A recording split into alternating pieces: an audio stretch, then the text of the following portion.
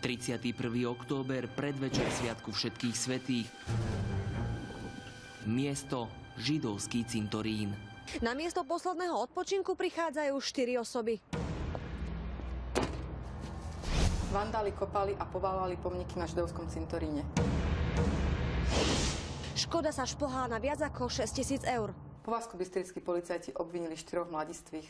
15, 16 a 17. Toľko rokov mali mladíci, ktorí pod rúškom noci ničili židovský cintorín. Chceli sme sa opýtať, prečo to robili. Niekto mlčal, niekto neotváral. Chlapcom pritom hrozí ročné väzenie. Židovská obec hovorí o neprípustných a odsúdenia hodných prejavoch. Psychologička o mladickej nerozvážnosti, slabých etických základoch či snahe stiahnuť na seba pozornosť. Pozor však, môže to byť vraj aj začiatok niečoho vážnejšieho. Tieto veci môžu byť takisto aj začiatkom extrémistického správania sa, lebo mladí ľudia, keď si to dovolia v istých situáciách, potom možno, že nadobudnú aj určitú silu, ako keby, že ich to posilní, aby takto konali aj ďalej. Trest za tento čin je podľa nej na mieste. Či si však z neho zoberú to podstatné, zrejme ukáže až čas. Z Považskej Bystrice Katarína Tekeľová, televízia Markíza.